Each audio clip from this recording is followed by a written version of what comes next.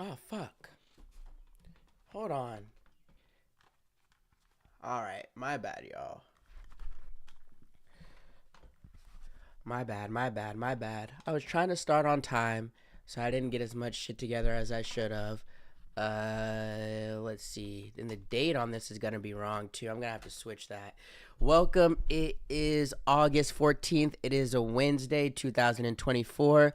I'm 5 minutes late because again I'm trying to do a little everything. I'm trying to make TikTok content and I'm trying to do this and I'm trying to make Twitter content. So, I was a little late. You guys don't care about that. Let's get to the show. Garrett Sims, August 14th, Wednesday, 2024. We have a great episode today. We're going to give an update on what's going to go on at the DNC, update on the Israel-Iran conflict that is going to affect the DNC for sure. Elon and Twitter, Kamala Harris is paying for Google Ads and doing it in a way that you may not like. We'll get to all that, but first, let's start this show off with what we always do, and that is a couple K-Ferg 500 songs. My bad, guys. I was really in the middle of doing something. I wanted to get it done before stream. I officially couldn't. Let's get to this, though. I don't even know what song I want to play. Let's see. We can play this.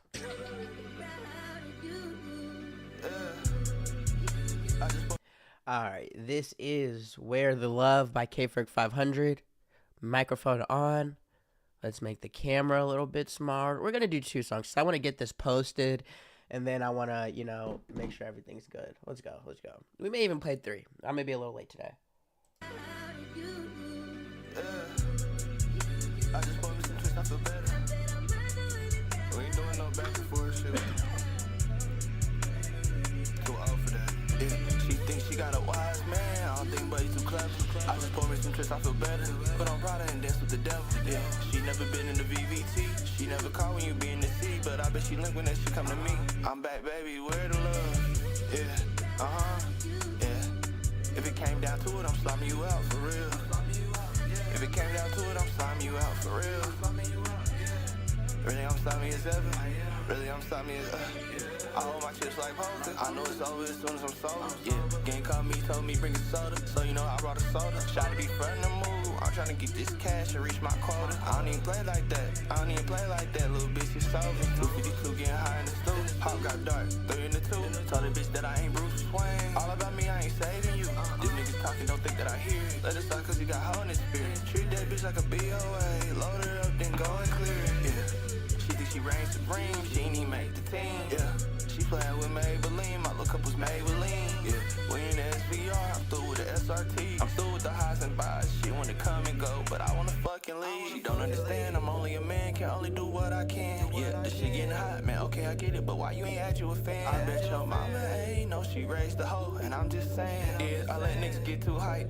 Can't let that happen again. Yeah. She thinks she got a wise man. I don't think but he's too clever. I just pour me some tricks, I feel better. Put on Prada and dance with the devil. Yeah. She never been in the VVT. She never called when you be in the sea. But I bet she link when that shit come to me.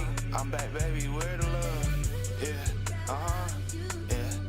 If it came down to it, I'm slamming you out for real. If it came down to it, I'm slamming you out for real.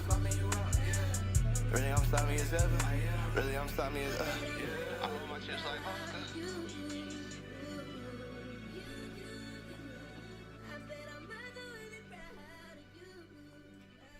All right, my allergies are beating my ass. Hold on, we're gonna do one more. We're gonna do, Watch live and local news. This is Sushi Rice about to play. Do we want to hear this? We can fuck with this. We'll fuck with this. I do like this song.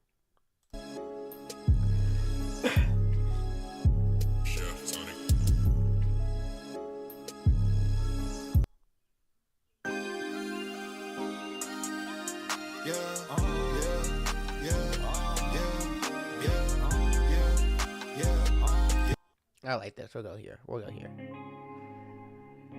Big bank take, little bank, let me cash out. Thick bitch came with me too with her ass out. Draco shoot way too hard, made me backslide. I was in the field for real, catching pop flies. This real chicken nigga, we ain't fucking with Popeye. We like mob guys, FTL nigga got mob ties. Finna put them pointers on my wrist, they gon' be sick as hell. Send my op to the hospital, I hope he getting well. Bitch wanna do me bad, okay, I give her hell. Came with a Mac, make that bitch sing like it's Adele. I don't even know why you talking like you know something. If a nigga move too fast, I'm gon' blow something. I told my plug, bring me the bows, cause I'm a dope runner. If I don't drop in June, it's gonna be a cold summer. I be dropping hop shit every time I touch the mic.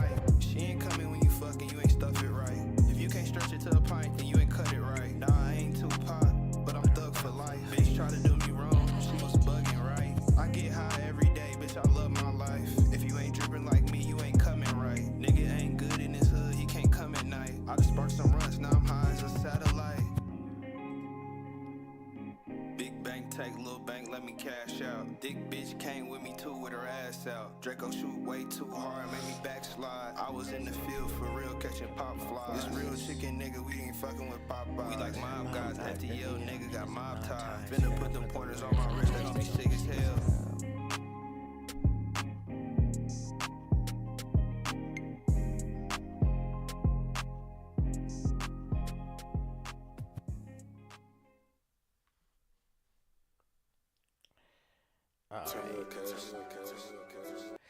All right, we will get started because we're 9 after, and I don't want this episode to be longer than I feel like it needs to be. Welcome again to Guaranteed News. It is Wednesday, August 14th. I know the episode says August 12th. Like I said, I was trying to do something before I officially started the episode. I was trying to get this TikTok video posted, but we're gonna, right? Did it get liked? I think I already, okay. All right. Yeah. Let's get started with the episode. Let me make sure everything is good. Microphone is on, computer, camera, alert box. Allergies, yep. You know what I also noticed looking like, bro, the bag's under my eyes, bro. I need to stop stressing for sure. All right, so for our first story, I don't even need to tell you. Man, they just were letting me read. Hold on. Donald Trump and Elon Musk sued Axios. Like, why are they playing with me? Axios doesn't even have a paywall. Oh my God. Enter your email address to... Bro, that's bullshit. Axios is free. Continue. All right. Yeah, I logged in. There you go. All right. So for the first story of the day, everybody knows about the Elon and Twitter, not even interview, more like conversation that came out on X. What is it, Wednesday? So that was Monday night. I mean, I'm not going to say anything about the conversation itself. I mean, I'll say this. It was a conversation between friends. I wouldn't even call it an interview. And when you watch the interview, or when you watch it, even Elon Musk says in the beginning, this is not an interview. This is a conversation. Elon pretty much agreed with everything that Donald Trump said, just like Aiden Ross did when he went on there. And it wasn't on there to be like a interview or like asking hard questions about policies. It was just a way for Trump to go onto a different platform online and just say how he feels, say his policies, say what his pitch is to America, and do the same thing that Trump does every time, insult people, say things that are just like, I don't even know, questionable. Just a crazy thing. He said Kamala was damn near a baddie. He obviously misses having Joe Biden because of how old Joe Biden's ass was. So it's just, the same policies that he talks about: immigration, foreign affairs. None of the bad shit that's happened in the world would have happened if I was president. And Elon just pretty much, yep, cool, agreed with everything. Hold on, I have to blow my nose. My allergies are beating my ass.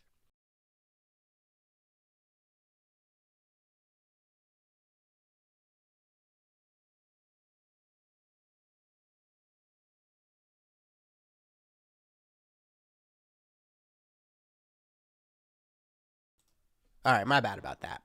But So yeah, I mean, there's nothing about the interview itself that I want to talk about that's very specific, other than funny stuff that I get to. I'm just gonna get to straight to what's happened since it. So first thing, you can see this: the UAW files labor charges against Trump and Musk over strike remarks. So basically, like during that whole, it was 2 hours, 45 minutes of it. It didn't work. Then it started somewhere in there. I watched most of it, but I didn't get to this part. I'm not gonna lie. I had to watch it afterwards. So basically what Trump was talking about was like union workers. And if you've been following anything with like this well, any election, I'd assume, but this election, union workers are apparently like super important. So Trump was basically like talking to us like, oh yeah, like all these workers, yeah, they get shitty, they come into my office and you just fucking fire them. Like, shout out to you for doing that. Fuck them niggas. Like, they think they can complain and think they're not gonna work. We're just fire your dumb ass. And then Elon and I mean, I've heard people say Elon was nervously laughing. I mean, let me tell it was like nerdily laughing. Like, I don't know. I think he just was like one of those times where it's like the nerd trying to look at the cool kid, and I'd be like, I don't really know what we're laughing at, or I don't know if we should be laughing, but I'm gonna laugh with you. Like, I don't even think it was more so nervous, more so I'm trying to like laugh because you're laughing. That's how I saw it as. But after that, basically, a labor union basically has sued Donald Trump and Elon Musk for those comments, basically saying, you know, you guys are billionaires and you're making fun of when people threaten to strike, that you're going to fire them. That comes with, again, union members being one of the most important voting groups that everyone's talking to. J.D. Vance, part of the reason that he was picked is because he could speak to the middle-class union workers. Same thing with Tim Walz, different sides of the board. So that was just kind of another one of those things where with Donald Trump, like, you just ask yourself all the time, why does he do these stupid ass things? Just go on the fucking Twitter interview, talk to your dude, say your policy, have some fun. But why are you fucking talking about, hold on. Why are you fucking making fun of union workers, one of the most important voters one of the most important voters who you're trying to get 3 months before? I don't know. Let's get to the article. So the United Auto Workers Union said Tuesday that it filed federal labor charges, and let me make this a little bit bigger. Federal labor charges against former President Trump and Tesla CEO Elon Musk after the duo's conversation on X veered into talk about workers striking. It veered into everything. Why it matters. The UAW recently endorsed Vice President Kamala Harris's 2024 bid, while the union is also aiming to organize Tesla workers. So you can also say this company is directly against Donald Trump. They've supported Kamala and they're trying to unionize Tesla workers. So this could be seen as like they were just waiting for Donald Trump and them to do anything wrong and they were going to fuck with him regardless. That could be said. So driving the news, the UAW said it filed the charges against Trump and Musk for their illegal attempts to threaten and intimidate workers who stand up for themselves by engaging in protected, concentrated activities such as strikes, or concerted. The union flagged this comment by Trump. You walk in, you say you want to quit, they go on strike. I won't mention the name of the company, but they go on strike and you say, that's okay, you're all gone. You're all gone, so every one of you is gone. I can't even repeat that how Trump says it because he makes that shit make sense, but he says like this like 3 times in a row. It's crazy. It's illegal to threaten and fire workers for going on strike or to actually do so, the union noted. Musk, who has endorsed Trump, laughed at the Republican presidential nominee's comments, but didn't directly address his remarks. So what they're saying, both Trump and Musk want working class people to sit down and shut up, and they laugh about it openly, UAW President Shawn Fain said in a statement. It's disgusting, illegal, and totally predictable from those two clowns. And then there was somebody on, this is the guy, I think Shawn Fain, I think they had this guy on, yeah. They had this guy on CNN last night talking about this, basically just bashing Trump. Trump and Elon, like, making the conversation of them being billionaires being bad. Musk did not respond to a request for comment on Tuesday. I tried to find the tweet on Twitter because Musk has been going wild on X ever since he fucking did this debate and brought Donald Trump back to X as well.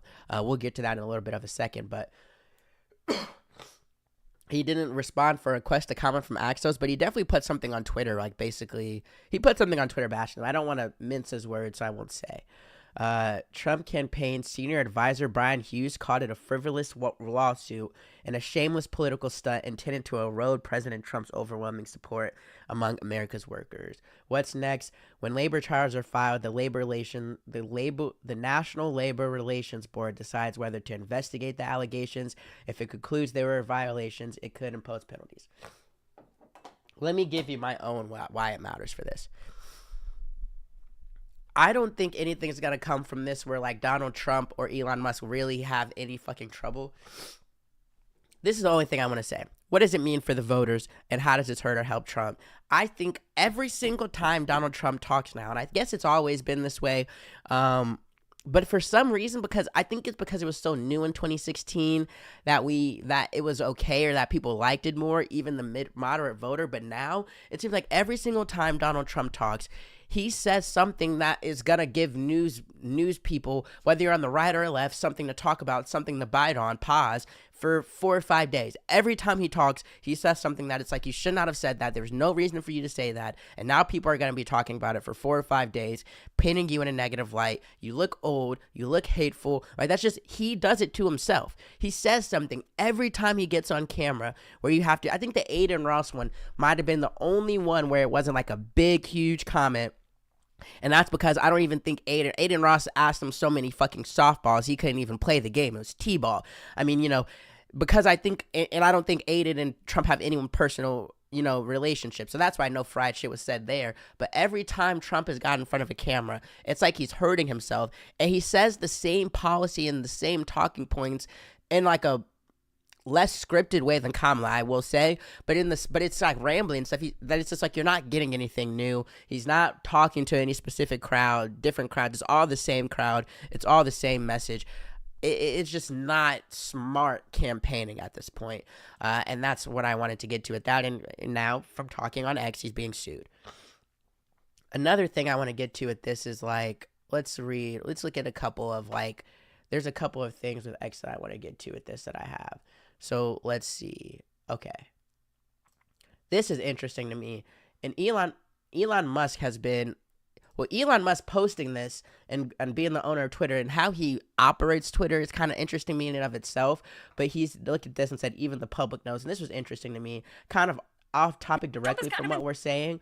But let's watch this. And this is Caitlin Collins. If you don't know who Caitlin Collins is, I actually do like her. I just like her delivery. I like the fact that I feel like she's a good interviewer, but she's a CNN journalist. She was on, what was it?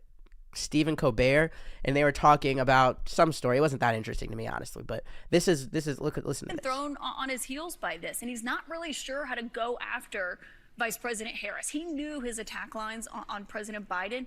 He really has struggled with how to go after someone who's 20 years younger than him, who is a different gender, a different race. It's kind of been this moment where he has not been able to coalesce around a single attack line. I know you guys are objective over there, that you just report the news as it is. No, I know. CNN makes a... I know that's supposed to be a laugh line? I wasn't supposed to be, but I guess it is. Well, of course it's a fucking laugh line, and Elon's not fucking crazy for saying it. It's just crazy that someone so powerful like Elon is making the comment. But yeah, I mean, CNN is objective, more objective than Fox, I'll say, but it's not objective. That is a fucking laugh line. And then Elon Musk also did this. Hold on. Let's see. All the negative headlines were so predictable. They're such NPCs. All this does is drive even more people to listen to the conversation themselves and realize how much legacy media lies to them. Fuck me, my allergies are killing me.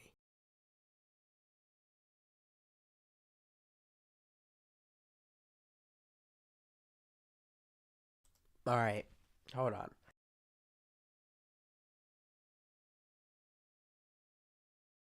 I'm about to get this right now. I'm about to go take an allergy pill. I'll be back in like 5 seconds. Bear with me. You guys hate me now. I be leaving all the time. Let me go to something.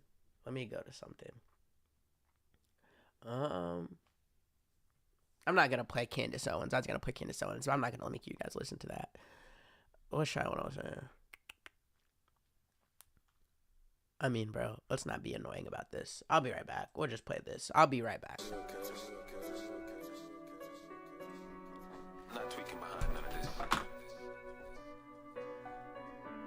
Top shelf woos, so my shit hit perfect. Half dog walk up with this smoke in his verses. She wanna break it back, it's like 1,000 other purses. I know she ain't shit, but I heard the head worth it.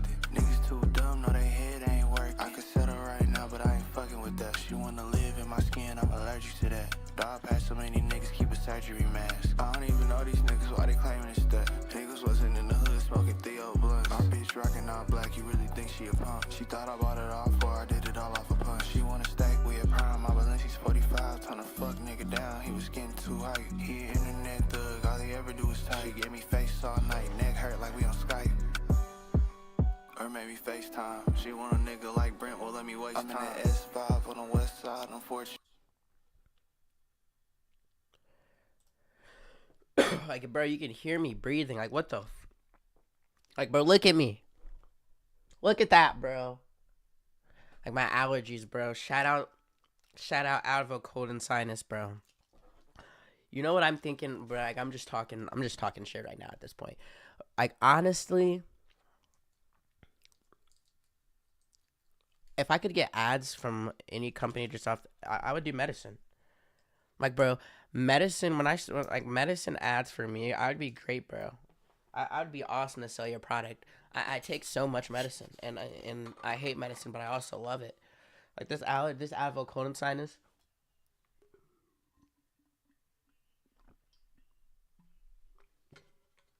Try to do something for me.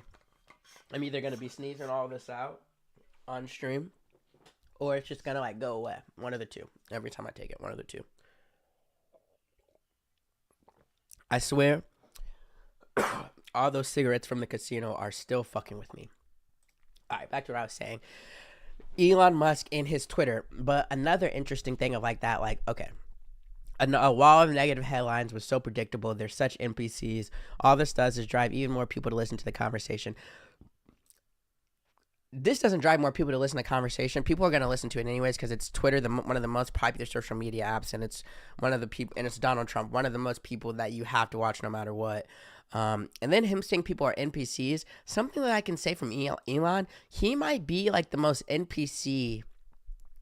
Like, bro, it just seemed like sometimes he was glitching. Like, I don't know if he has I don't want to be mean, like a stuttering problem or like a nervousness problem or like if he's like a robot or something. But like the glitching that he was having was like really what was wild to me.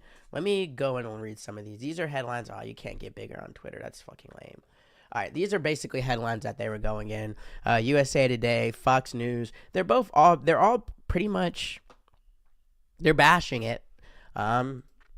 I don't know how you write an article about that, though. You can write one that's objective that doesn't have a bad headline, but I don't know how you write an article that's like saying that's positive. But let's move on. And we're at 22 minutes, so let's see. And another last thing that I want to get to this is because, of course, with this, after stuff happens, like you have all the news channels that have they have like senators, just congressmen, hella people come on from that party to just talk about Donald Trump. So all of the last couple of days, you've been seeing hella Republicans on, and a lot of them are supporting Trump and like saying, you know, we need to take this about the policies. Because if you make it a conversation about like socially, who looks more professional, why are Trump making these comments, these Republicans are going to lose every time trying to defend Donald Trump. So you have to bring it back out to economy, to immigration, to foreign affairs, to Donald Trump being able to help these things. But some Republicans are saying the thing that everybody is saying. Nikki Haley is one of them. I know people don't like her. I think lately, like just seeing Nikki Haley, ever since a couple weeks before the RNC to now, what I've been seeing of her, every time I see her, I think she's saying something intelligent. And I think she's one of the only people I've seen that's able to like respectfully disagree with Donald Trump, but not just completely try to out him to like fuck herself up. Like she's being honest about the fact that he does fucked up shit, which I can respect, but she's also not completely bashing him because she has a job and she wants to keep it, and she knows Donald Trump runs the Republican Party, which pardon me, can also respect. But Nikki Haley has blunt message for Trump GOP as Kamala Harris gains momentum. Quit whining. This was last night, I think. So a former GOP presidential candidate, Nikki Haley, weighed in on the state of the 2024 race Tuesday as Vice President Kamala Harris gains momentum in key battleground states. Hold on, why is it? Let me go in so you guys can see. All right. In key battleground states. Haley told Fox News chief political anchor Brett Saylor on Special Report, Republicans and former President Trump should focus on policy and messaging instead of crowd sizes at rallies. You can't win on those things. The American people are smart, questionable, but I get it. Treat them like they're smart. She said, it's not about her. It's about the American people. Talk to them and let them know you need their vote. It's what everyone's saying that I feel like wants Donald Trump to win, or at least is just kind of questioning why the fuck he's doing the things he's doing. All right. So the former South Carolina governor also encouraged Republicans to quit whining about Harris and quit complaining that she hasn't given a formal sit-down interview since replacing President Trump at the top of the Democratic ticket. We knew it was going to be her. She's not going to give an interview. They're going to hold out as long as they can. That's their right. They can do it. That doesn't mean we can't talk about what she believes in, and we should be getting out there and doing that. This is all technically true. It is Democrats' right to not have her sit down, and it's very frustrating to me, not frustrating to others. And we're gonna get directly into that. Let me just read the last paragraph. I like reading if I'm not gonna read the whole article, I like reading the first few paragraphs and like the last few. So let's see. All right, let's read. Haley, who endorsed Trump at the RNC in July, added that she genuinely hopes he wins in November, but she has no interest in serving in his administration again. Trump knows how to win. He just needs to do it now. He has the ability to do it, she said. There's no question that I want to see Donald Trump win this election because we can't have Kamala Harris and Tim Walz. He just has to do it talking about the right things. I'm sure that's also what she wanted to say, or something that she also stressed. Now, with that, let's get into probably the next story. Questionably could have been the A story for the day, might be the most interesting, but it just couldn't be because the Elon Musk and Twitter, Donald Trump was just like the bigger story. But what I'm about to cover now is the most interesting one, because interesting one to me. This is a completely personal thing. So, and I did this on stream Monday, and I'm doing it, and I'm going to come back to it now. So the last week and a half, really ever since 5 days after it was known that Kamala is going to bring the person, I've been so frustrated and confused over why there's no policies. And I'm about to rant. It's 27 minutes. I'm going to rant for 3 minutes, and then I'm going to read this article and move on, because I think this is going to be good.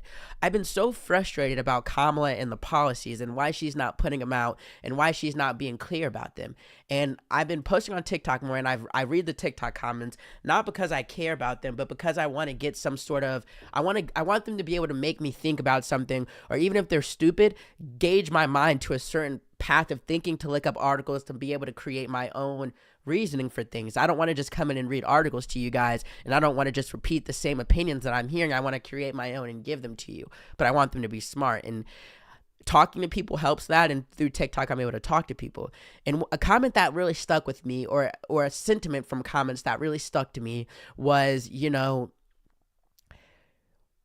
somebody said, wait until the national convention, which is this weekend, for Kamala to roll her policies out. That's what all presidents do. So then I went and looked up. I said, okay, Donald Trump. I looked up Donald Trump, and I looked up Obama, and I looked up their policies and when they put them out.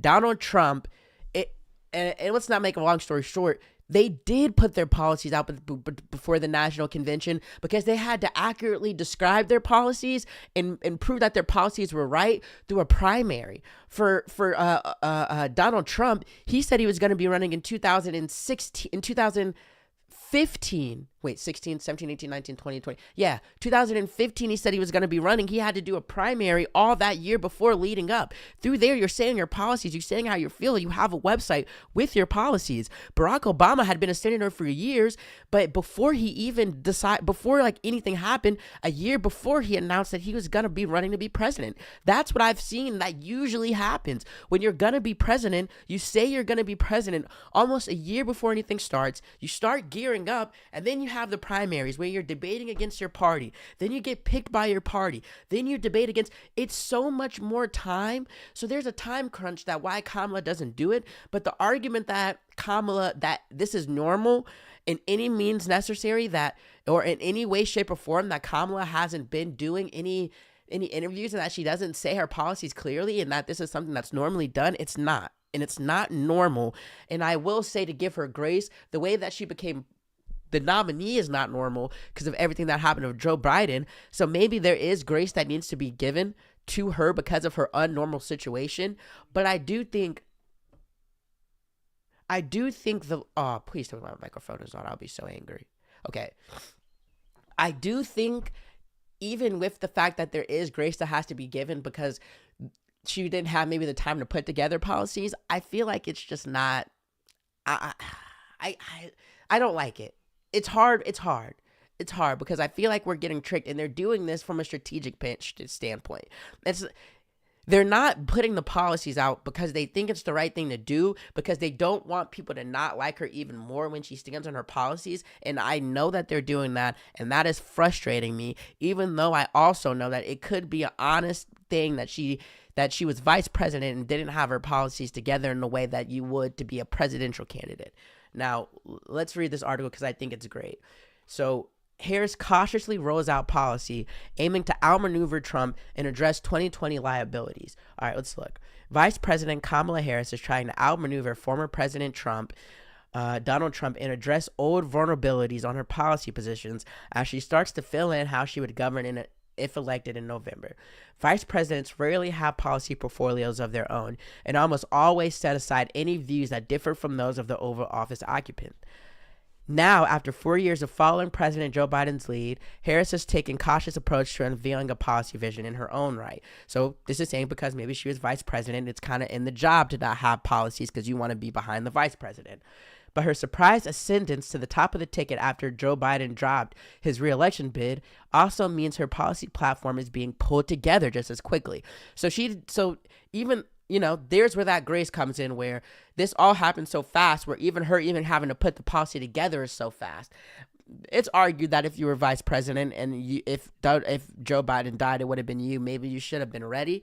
But again, trying to give grace. When Harris inherited Biden's political operation in late July, the campaign's website was quietly scrubbed off the 6-point issues page that framed the race against Trump, including expanding voting protections, restoring nationwide access to abortion. So this is really important to me, because when she took over, she removed the issues page that was on her thing. I'm telling you, I worked in a newspaper before, so I kind of was trying to cover for a second political races in Indiana where I live. Every single politician has an issues page. They have a page talking about what they want. So for me to not see that, I didn't know it was scrubbed off until I saw this. I knew that it was something with that. They're doing this on purpose. That's another big theme why I read this, is everything around what Kamala's doing right now. And I guess this is no Doug Garrett, but it's purposeful, and it's because she thinks she doesn't need to, and I think she thinks she doesn't need to. It's like that Homelander episode where he's like, I just killed a guy, and everyone's happy at me. She's like, I'm running an entire campaign off of vibes and good feeling and not going back to the past but to the future. I'm running a whole campaign off that. I don't even need to say my policies. Why would I sit down? And I think it's because the Democrats, and mainly... Okay, I'm just going to say Democrats. A lot of Democrats, well, actually, fuck it, let me speak my mind. We're not asking the questions or even forcing her to.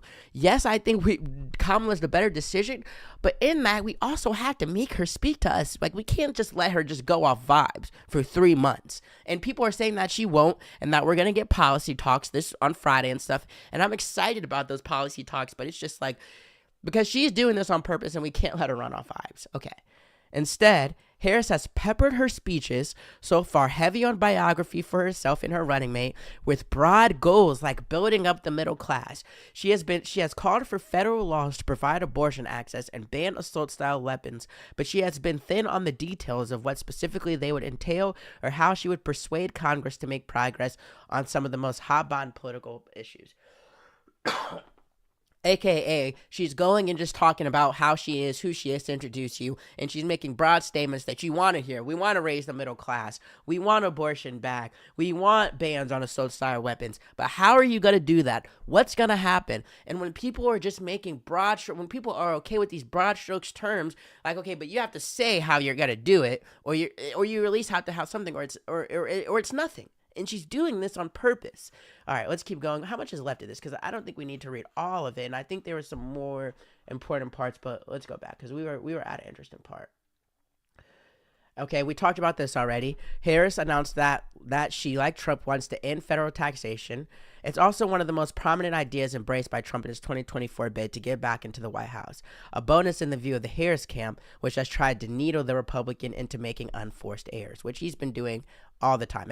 We talked about that. Every time he gets on camera, Trump makes an unforced error. The Republican was none too amused by Harris endorsing the idea, complaining on a social media platform that this was a Trump idea. She has no deals. She can only steal from me. Let's see. So obviously it's a new idea. So this is just talking about, Kamala going back on taxes, which we already went to. Let's see.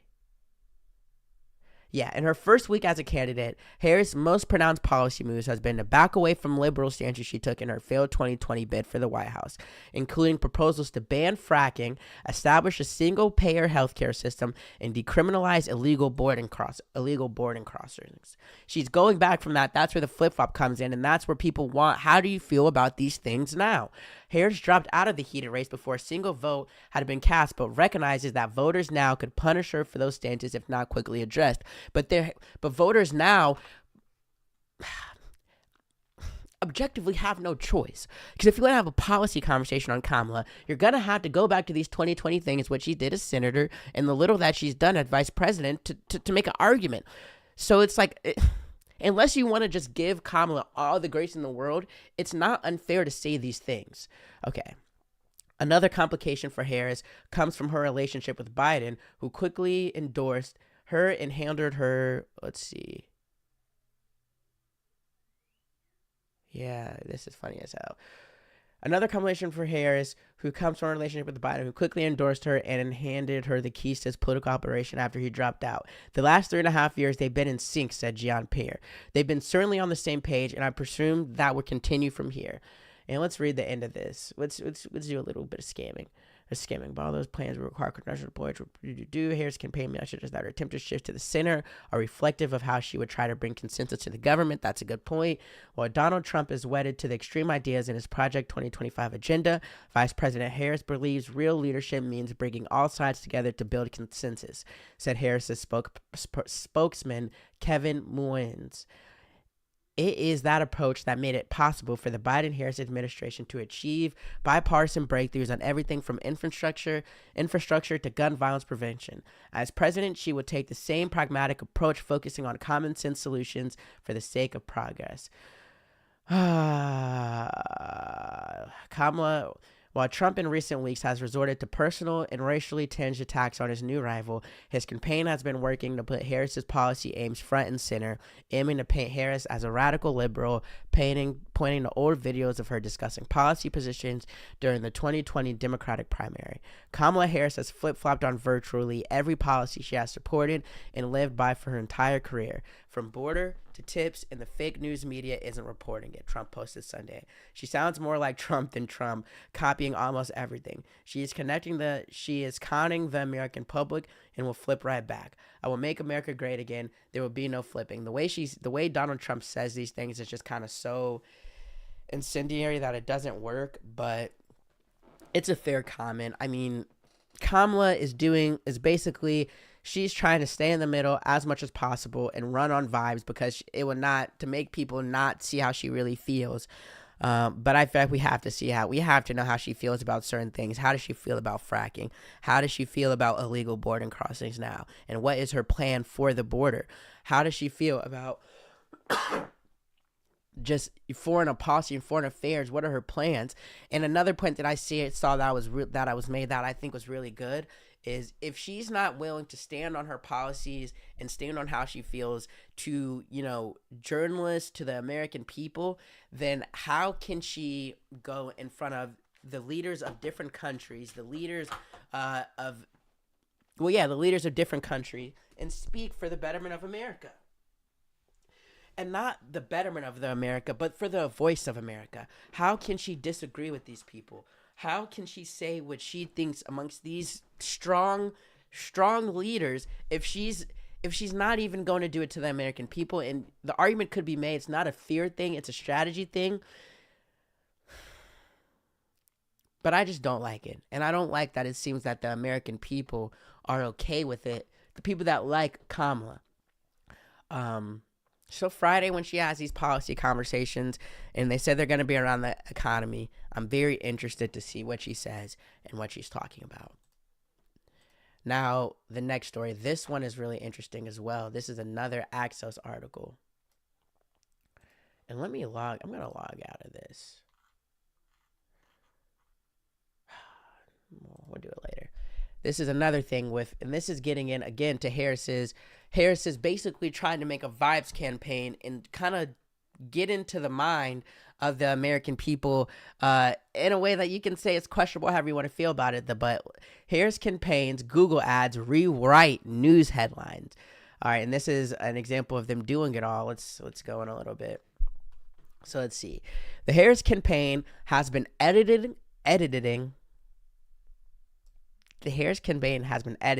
news headlines and descriptions within Google search ads that make it appear as if The Guardian, Reuters, CBS News, and other major publishers are all on her side, Axios was found. This is insane because I use a lot of these places hella. Basically what they're saying is the Harris campaign is basically paying to where when you Google certain things about Kamala, the headlines will make it seem like the article is in favor or favorable of Kamala when it may not be. It's not changing the article itself, but it's changing the headline to make you think that it's more favorable of her. And it's probably because most people don't read headlines. They just don't read articles, they read the headlines. Or if they do read the article, it's very little of it. So why it matters. It's a common practice in commercial advertising world that doesn't violate Google policies, but the ads mimic real news results from search closely enough that they have news outlets caught off guard. According to Google's Ad Transparency Center, the Trump campaign isn't running these types of ads, but this technique has been used by campaigns before. I don't know why the Trump's ad is not doing this. I know it's not from a moral standpoint because they don't give a fuck about that, clearly. This is a genius idea. It's morally sketchy as fuck, and it aids to the fact that she is trying to, and this is what all politicians, I guess, do, but she's doing it in this new age in like kind of an insidious way. She's not showing her real self or her real policies. She's trying to publicly paint, and I'd say her team is brilliant of doing this. They've done a brilliant job, but they're trying to paint this perfect picture of Kamala, and they're doing it even down to the news articles to where if you try to get your own opinion or you try to get your own news, it is going to, if you look up Kamala on Google, it's gonna change the headline of the articles to make it seem more favorable. So this is just getting into just how deep Kamala is going to change that view of her from 2020 without going and stepping in front of the American people and just saying it. I'll show the headline of this again. This is pretty crazy. This is Axios. Harris campaign's Google ads rewrite news headlines. So let's go back to what we were saying. The ads say that they are sponsored, but it's not immediately clear that the text that accompanies real news links is written by the campaigns and not by the media publication itself. I don't think people realize how fucking insane this is. I mean, it's insane to me, and I don't get how this is legal. So basically, you can buy Google ads. What the Harris campaign is doing is buying Google ads to change the headlines of articles and from places like CNN, USA Today, NPR. These are places that are trusted. Anybody's going to read these places. She's making it so when you type articles in, the headlines seem like the article is favorable of Kamala. When you get into the article, the article is the article. They're not changing the actual article. They're changing the headline. And most people don't read whole articles. They're just going to read headlines in the first couple of graphs.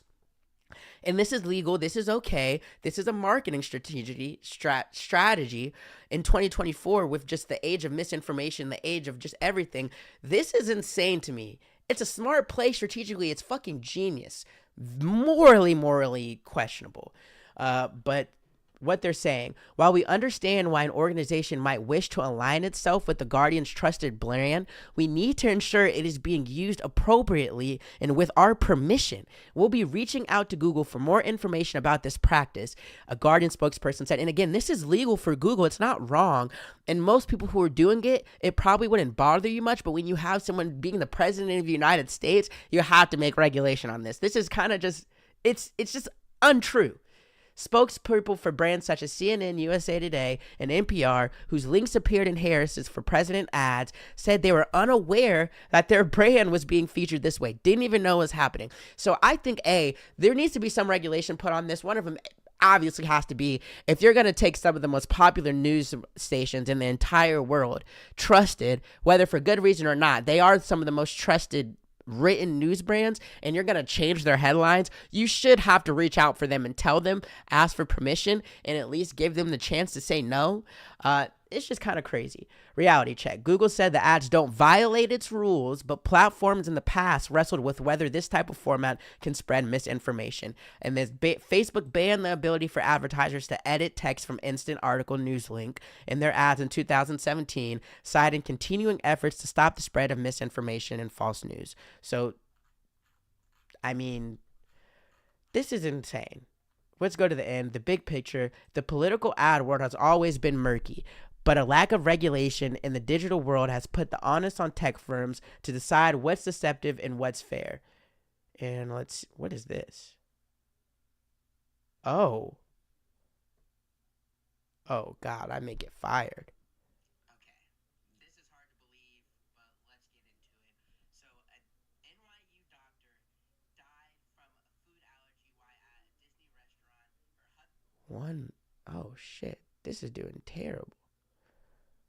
Okay, maybe not maybe not posts like this anymore. Sorry, I stopped. Okay, yeah, I was gonna say, what's going on? But this is where I get stopped here. The algorithm on these places are crazy. On social media is crazy. Okay, the political ad world has always been murky, but a lack of regulation in the digital news world has put some of the onus on tech firms to decide what's deceptive and what's fair. The intrigue. The mainstream media industry is already fighting assertions of bias. These ads, even though they comply with Google's rules, could leave media outlets further vulnerable to charges of partnership.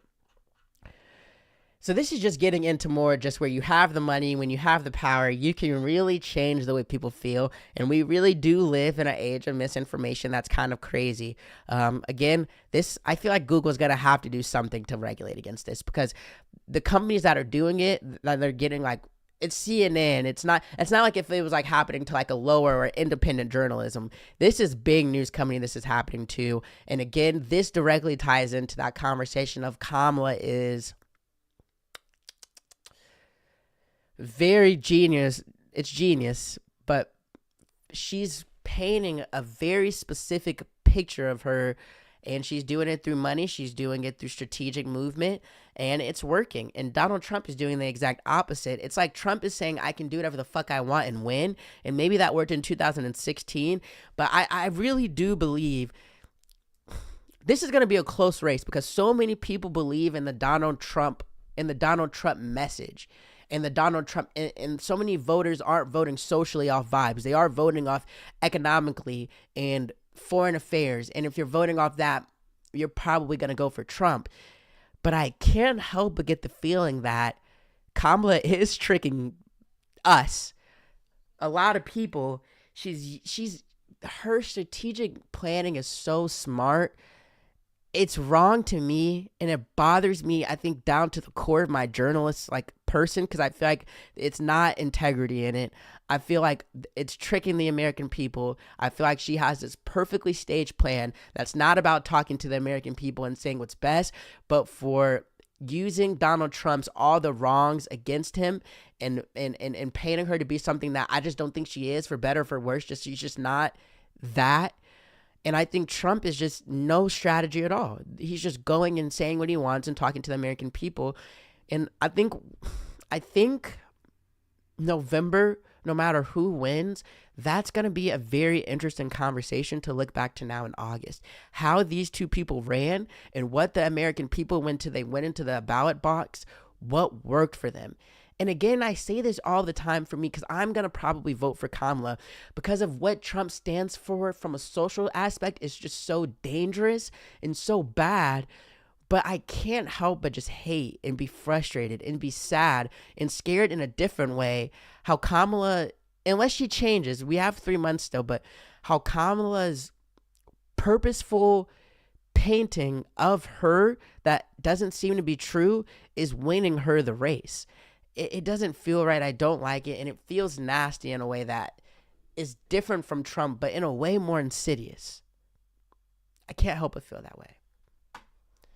Let's move on. This is really quick. We're going to go over this. We've been covering the national. We're going to cover the DNC repeatedly. I'm just going to have the article up to do it for 2 seconds.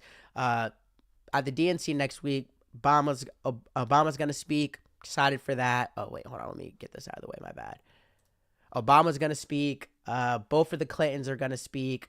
Let's see. That's Hillary and, damn, why can't I think of his ass? Bill. Hillary and Bill. You know, black people love the Clintons. Everybody loved the Clintons. I don't know why, because I'm old as fuck and I haven't done the research, but I will be watching both of those speeches, particularly Bill. Everybody loves Bill. I think niggas mostly love Bill because he got slopped up in the fucking, in the Oval Office. I hate to say that, but I think that is a lot of it. But yeah, that's interesting to me. Joe Biden, Barack Obama, Bill, and Hillary will be speaking at the DNC. And I'll be talking about those. Next article that I want to get to, or next story that's been happening, this is kind of fucking interesting to me.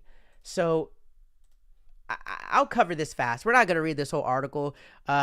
This is Associated Press, and it's by David Barter. If you want to read it, just type in this.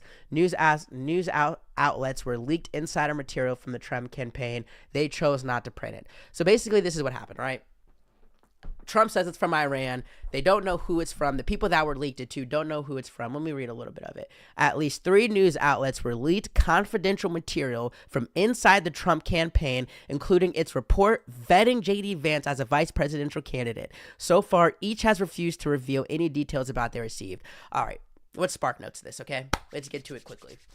Basically, some anonymous email, the name was Robert, emailed Political, the New York Times, and the Washington Post, and was like, hey, we leaked Donald Trump. We got some information for you. Take this information. It's talking about how Donald Trump decided to get with J.D. Vance, and it's some other shit. Run with this. Do what you want. We leaked them. Bang. This is obviously people who are trying to affect or trying to make a difference in the 2024 political election because they're hacking, leaking information, and then sending it to trusted news sites. What the news sites then tried to do, and this is a very interesting thing to me because when you're a journalist, and this is interesting to me from being in a newsroom, even if it was for a small period of time. But listen to this, right? As a journalist, you always have an option of how to spin the story. So they got this information, and to them, it was more interesting that of who this came from, why they're trying to affect the election, and what does this mean. That story was more interesting than the actual information that was leaked. So they decided not to leak the information, but to just tell the story that, hey, we got this information and what it's about. And what this Associated Press article does that's really good is it compares it to Hillary Clinton in 2016 when all her emails were leaked. And let me get to that part. The decisions stand in marked contrast to the 2016 presidential campaign when a Russian hack exposed emails to and from Hillary Clinton's campaign manager, John Podesta. The website WikiLeaks published a trove of these embarrassing missives, and mainstream news organizations covered them avidly. So the rest of the article just has a conversation of what's the difference between when Hillary Clinton's information got leaked and every news channel decided, hey, we're going to just put the information out, fuck where it came from, to now when Donald Trump's information gets leaked, the people are like, well, wait, let's pause. Let's not just put all this out, and let's have a conversation of who this came from and why this happened. And let me go down a little bit. All right. This is basically getting into, let me read some of these. Let's see. The Times said it would not discuss why it had decided not to print details of the internal communications. A spokesperson for the Post said, as with any information we receive, we take into account the authenticity of the materials, any motives of the source, and assess the public interest in making decisions about what, if anything, to publish. Brad Dayspring, a spokesperson for Politico, said editors there judged that if the questions surrounding the origins of the documents and how they came to our attention were more newsworthy than the material that was in those documents, which is curious to me. The article gets to this in a little bit, but a lesson from 2016, which is kind of like, are they learning a lesson not to just put stuff out about a president, or is it more of like a move or a reason why they did this? So it's easy to recall how in 2016, candidate Trump and his team encouraged coverage of documents of the Clinton campaign that WikiLeaks had acquired from hackers. It was widespread. A BBC story promised 18 revelations from WikiLeaks hacked Clinton emails, and Vox even wrote about Podesta's advice for making superb risotto. So they're saying like in 2016, when they got this leaked information, they used it. It went to the moon. Brian Fallon, then a Clinton campaign spokesperson, noted that at the time how striking it was that concern about Russian hacking quickly gave way to the fascination over what was revealed, just like Russia wanted, he said. So in 2016, again, nobody cared about where this came from. They just cared about the information. Now people are like, where did this come from and why did this happen? And they're not focused about the what. What is the information? And why is that change? Let's see. And it led to some bad decisions, okay, and some outlets misrepresented some of the material. So I guess it's a conversation about being safe in journalism. But I would say if the information, I would say as far as it being today, for the news places that got it, the way I would take it is if we could confirm that this information is true and we can confirm that this information is something that could help the American people make a good decision and it's being kept from them, you release it because that's the job of journalism. So it doesn't really matter where you came from if the information is true. Now the conversation of where it came from should be had, but if the information is true, put the information out first, have the conversation of where and why last. But if the information is not true, then of course you can't put it out and then you have this conversation. But it looks like what they got was true. So I think it should have been released. This year, Jameson said she believed news organizations made the right decision not to publish details of the Trump campaign material because they can't be sure of the source. I say the source doesn't matter if the information is true. How do you know you're not being manipulated by the Trump campaign, Jameson said. She's conservative about publishing decisions because we're in the misinformation age, he said. Now, if you can't confirm it's true, I agree, don't put it out. Thomas Rid, director of the Alpovich Institute of Cybersecurity Studies at Johns Hopkins, also believes that the news organizations have made the right decisions, but for different reasons. He said it appeared that an effort by a foreign agent to influence the 2024 presidential campaign was more newsworthy than the leaked material itself. And that is very interesting that, you have an effort by a foreign agent to influence the 2024 presidential campaign. I think you should just talk about both. I don't know why it has to be one or the other. But one prominent journalist, Jesse Eisinger, senior reporter and editor at ProPublica, suggested the outlets could have told more than they did. While it's true that past Vance statements about Trump are easily found publicly, the vetting document could have indicated some statements indicated which statements most concerned the campaign or revealed things journalists did not know, which is the whole point. If you're going to leak information, it's to get information out. So if you can't vet that it's true, don't put it out. But if you figure out that it's true, who cares where it came from? Someone who probably does wants to affect the election, but if you're giving true information, put it out to the American people. That's what the point is. We're saying it's about policy, getting information out. Well, if you're doing emails or the vetting process, that can help us decide how Donald Trump is picking his vice president. Is it for the reasons to help the country, or is it for reasons because you don't want him to disagree with you and you want him to do everything he's going to say? That matters to the American people to know why the vice president is getting picked and under what criteria that's being met for. If the roles were reversed, I would want it from Kamala. So my stance on this is if you're leaking information to me and it's true, and I'm able to confirm that it's true through other sources, through other information, through other things, then I'm going to probably put it out. And then I'm going to also have a conversation of why you send it to me and what you want. If it's not true, you don't put it out and you just have the conversation that's being had. But I think it's interesting that today, news sources, especially in the age of misinformation where news sources seem not to care about being too honest, even these ones, it's interesting that they chose not to put it out. I think it's a good decision because it's safe. But in the act of journalism and in the job and essence of journalism, if the information is true, put it out. I think that was just an interesting story. Yeah. That's enough of that. We're going to get to sports. I'm going to get to sports. Before I get to sports, I'm doing one sports story. I'm going to take like a 5-minute. I'm going to take a 5-minute ad break. Why do that? Let's do a commercial. Let's watch some Guarantee News. Or let's watch, we're going to watch an old video. We're going to watch, what do I want to watch? I need to put like a commercial together for me when I do these things. How do I want to do this? Dang. I want to play. I don't want to play another player. We're gonna play music. I'm gonna take a quick bathroom break. 3 minutes. The coffee's running through me. I'll be right back. How long is this? 2 minutes and 1 second. 2 minutes and 30 seconds. Let's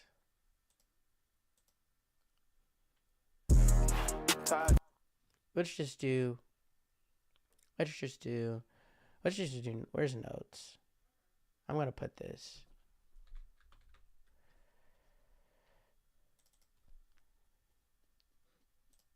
Okay. Not now. Can you guys see this? You can't even see this. Let me see. Let's just put it here.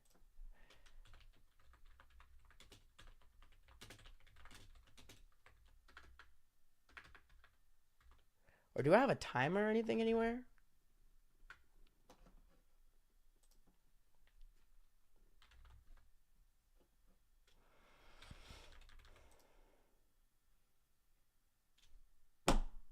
Needs to update. Let's do.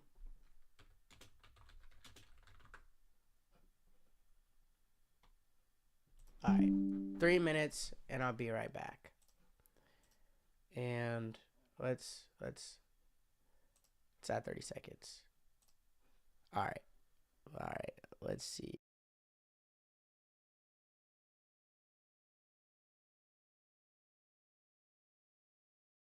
Wait. Okay, we can leave all that on. We can leave it on. Fuck it. Fuck it.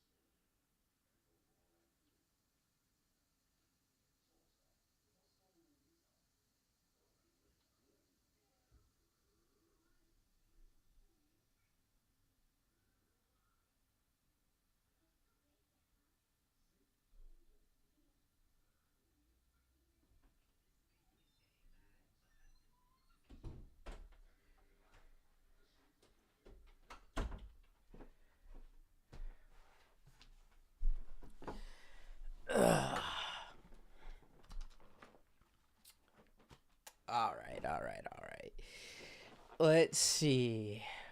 Back with enough time. All right, let's see. Now, let's move on to our next story. This is going to be our last story, actually. All right, so the WNBA season starts on Thursday. Yep, starts on Thursday. And let's see. We have Phoenix, Chicago, Prime Video, Washington, Minnesota. Yeah, I hope there's more games. But 10 predictions for the rest of the 2024 WNBA season. So, Olympics is over now. Everybody is like, what are we going to watch next? Football's coming. It is preseason football, but, preseason football is preseason football. So the WNBA will keep us together for the next, month or so, 25 days until we get that first football Sunday. So let's look at this, a couple of predictions. All right. WNBA teams' fortunes can turn quickly for the worst due to injuries or tough stretch of the schedule, or for the better after injured players return or something. Finding clips for groups. Let's just get to this. The Las Vegas Aces will three-peat.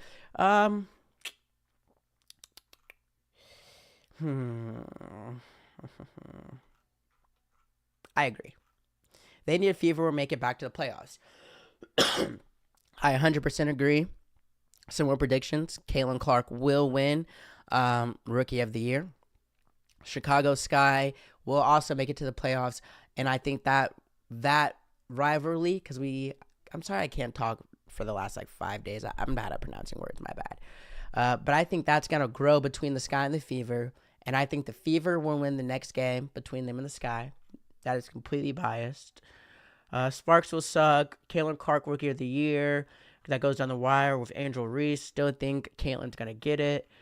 She's had time to rest over the Olympics. And this is the most that she's rested since her senior year of college started. I think the Fever are going to come back and look really good. Aja Wilson will be unanimous pick for MVP. I agree. The Minnesota Lynx will make it to the NBA Finals, WNBA Finals. Don't know about the Minnesota Lynx, but I'm going to cover them more. There will be a first-round playoff upset. That's not really a guess. I feel like that happens in every playoff in every sport. And, yeah, that's all I want to see with that. Just wanted to say, Thursday, the WNBA starts back up again. I'll be covering that. I'll be keeping up with that. That's pretty much all I wanted to say about that. Yeah, that's a wrap. That is Guaranteed News on a Wednesday. Thank you so much for watching. My name, again, Garrett Sims. It's Wednesday, August 14th. Please like this video, subscribe to the channel. If you watched a second, a minute, 30 minutes, 45 minutes, I really do appreciate it. Oh yeah, if you want to email Garrett, if you want to say something I should talk about, if you think there's a way a video should be better, email what's it like, WHTS, what's it, IT like, LIKEGS @gmail.com. Just comment on what you think of the show. Comment on stories that you think I should be better. Comment on where you think I have bad takes. I am interested to know the opinion of the people who watch this show. I am. Yeah. Like, subscribe, follow me on TikTok, Instagram, Twitter @GS Studios. Thank you so